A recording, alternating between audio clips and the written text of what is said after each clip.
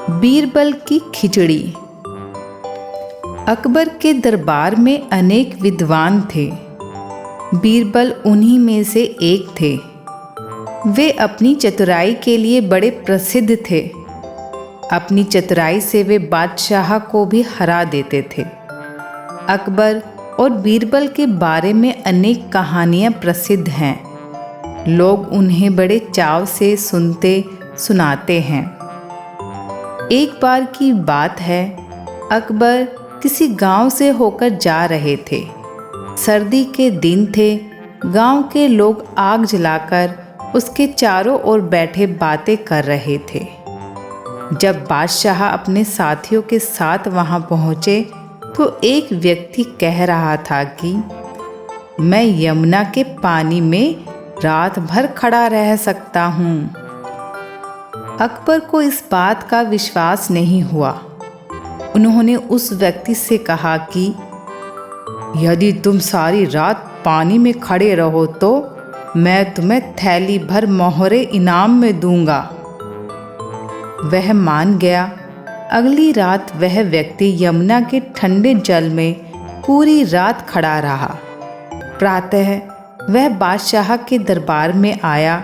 बादशाह ने आश्चर्य से पूछा, तुम इतनी सर्दी में सारी रात पानी में कैसे खड़े रहे? उसने नम्रता से उत्तर दिया, महाराज, आपके राजमहल से दीपक का प्रकाश आ रहा था। मैं उसे देखते हुए सारी रात पानी में खड़ा रहा। बादशाह ने कहा, तो तुम मेरे दीपक की गर्मी के कारण ही सर्दी से बच सके। तुम्हें कोई इनाम नहीं दिया जाएगा। वह बहुत दुखी हुआ और उदास होकर चला गया। उस समय बीरबल भी दरबार में उपस्थित थे। उन्होंने सोचा इस दुखी व्यक्ति की सहायता करनी चाहिए। दूसरे दिन बीरबल दरबार में नहीं आए। अकबर को चिंता हुई कि कहीं बीरबल बीमार तो नहीं पड़ गए। उन्होंने बीरबल को बुलावा भेजा। बीरबल ने कहलवाया कि मैं खिचड़ी पका रहा हूँ, पक जाने पर दरबार में उपस्थित हो जाऊंगा। अगले दिन बीरबल को फिर दरबार में न देखकर बादशाह ने कुछ सोचा। फिर बोले, चलो स्वयं ही चलकर देखें कि बीरबल कैसी खिचड़ी पका रहे हैं। जब बादशाह बीरबल के यहाँ पहुँचे तो उन्होंने देखा कि बहुत लंबे बांस के ऊपरी सिरे पर एक हांडी लटकी हुई है। हांडी से बहुत नीचे भूमि पर बहुत थोड़ी सी आग जल रही है।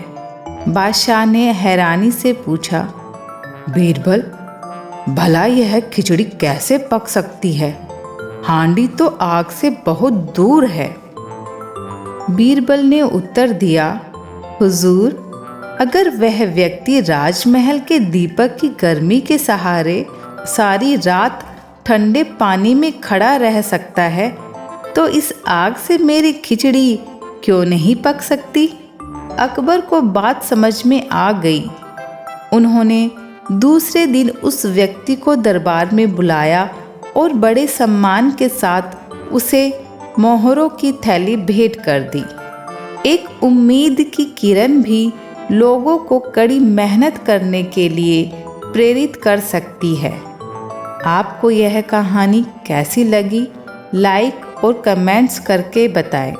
साथ ही चैनल को सब्सक्राइब करें। धन्यवाद।